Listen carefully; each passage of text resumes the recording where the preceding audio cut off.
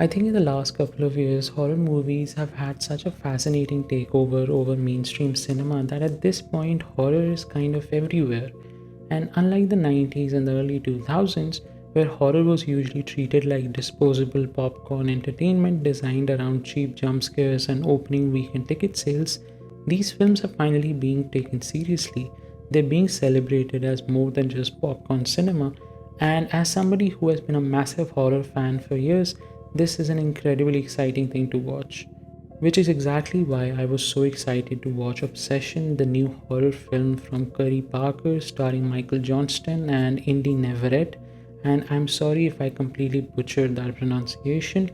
I've been hearing about this film for a while now. The teasers, the festival buzz, the early reactions, it all felt like something really special was brewing around this film.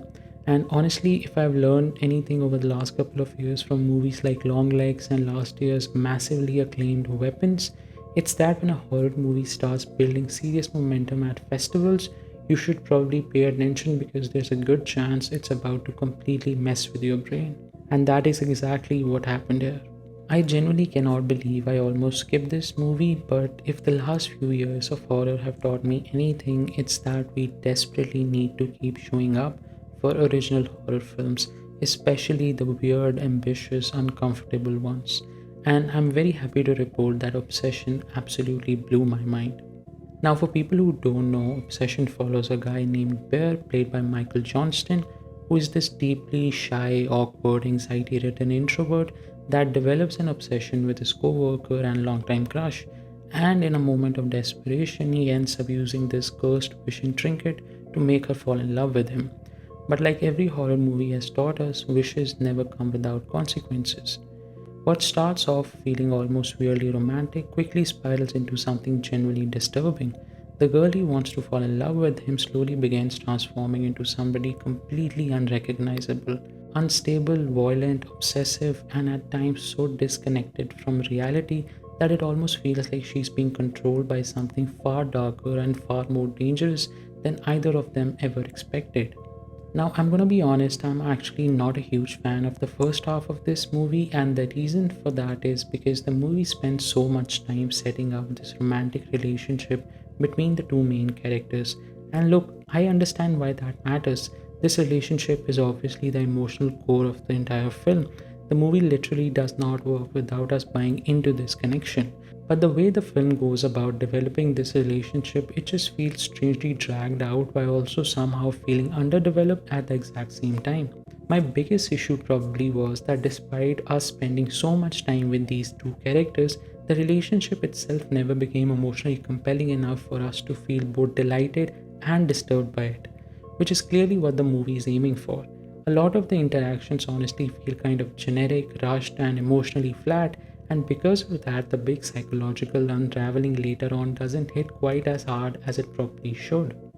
And that's genuinely frustrating because the film is far more interesting when it leans into the darker psychological aspects of the story, which I'll get into in a second. But the first half spends so much time trying to establish this romance that by the time the relationship actually begins breaking down, it almost feels like the movie has run out of room to fully explore the fallout. But honestly, that's pretty much the only major problem I had with this film because once the film finally gets past all the relationship stuff and fully descends into this complete psychological breakdown between these two people and their deeply toxic terminal relationship, this is when the movie suddenly comes alive.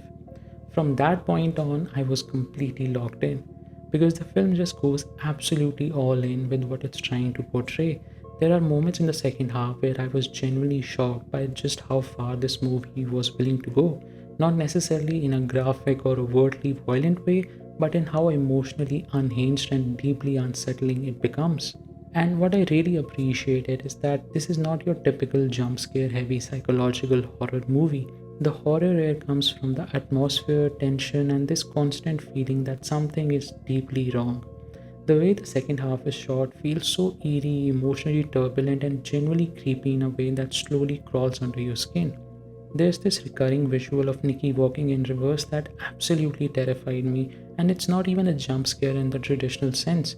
but the way that it's framed and edited together creates this unsettling, unnatural feeling that completely throws you off balance.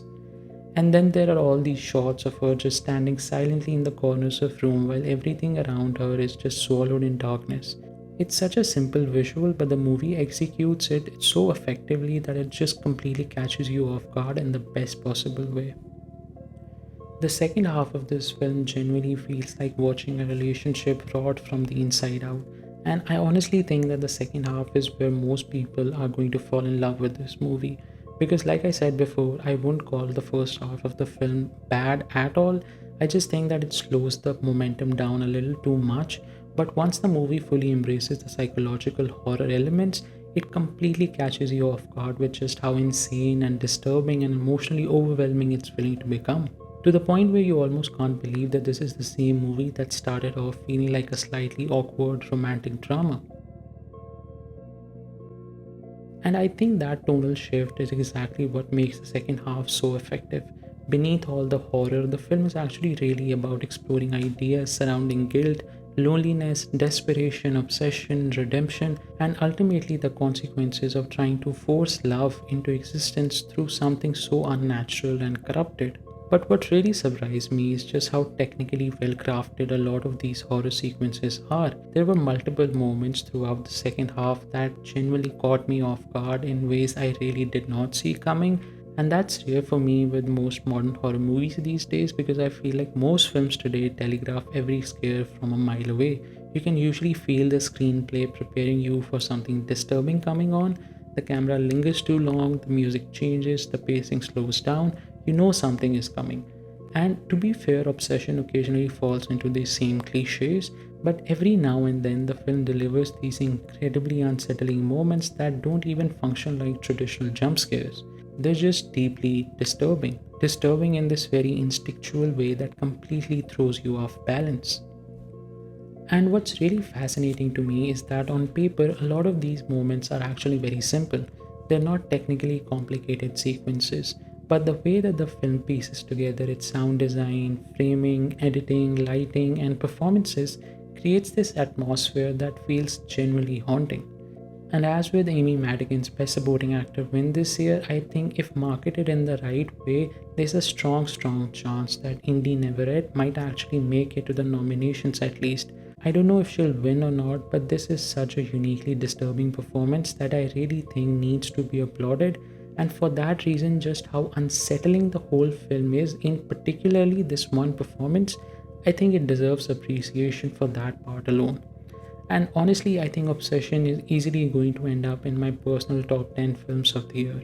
It's one of those rare horror films that genuinely surprised me, not just in its scares, but in how far it was willing to go emotionally and psychologically.